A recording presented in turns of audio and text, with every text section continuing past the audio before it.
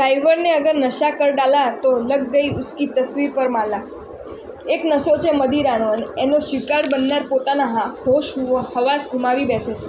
એક નશો છે વાસનાનો, એનો શિકાર બનાવનાર દોડેદા કે અંધ બની જાય છે। જ્યારે એક નશો છે સંપત્તિનો, એનો શિકાર બનનાર કોમલતા અને કૃતજ્ઞતા ગુમાવી બેસે છે। પણ આ ત્રણેય પ્રકારના નશામાં સંપત્તિનો નશો એવો છે કે જે જીવનભર રહી શકે છે। વાસનાનો નશો એવો છે કે જે કેટલાક વર્ષો સુધી રહી શકે છે, જ્યારે મદિરાનો નશો એવો છે કે જે કેટલાક કલાકો સુધી રહી શકે છે। પણ સબૂર સંપત્તિ અને વાસનાનો નશો એવો છે કે માણસ એની અસરથી વચ્ચે મુક્ત થઈ જાય છે।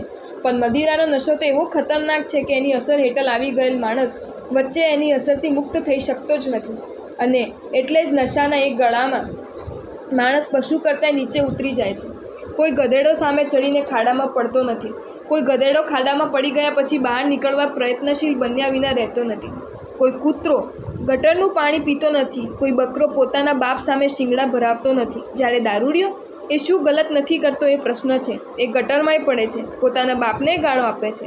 કૂતરો પોતાના મોઢામાં પેશાબ કરી જાય છે તોય એને એ રોકતો નથી, અને ભલું હોય તો પોતાની મા અને બહેન સાથે વ્યભિચાર માટે પ્રવૃત્ત થઈ જાય છે। મદિરાનો ખતરનાક બની શકતો આ નશો જો એકલી વ્યક્તિને માટે ત્રાસદાયક હોય તો જે વ્યક્તિના શિરે કુટુંબની જવાબદારી હોય, જે ડ્રાઈવરના શિરે અનેક યાત્રિકોની જવાબદારી હોય, એના માટે તો કેટલો ત્રાસદાયક બની રહે એ સમજાઈ જાય તેવી જ વાત છે ને।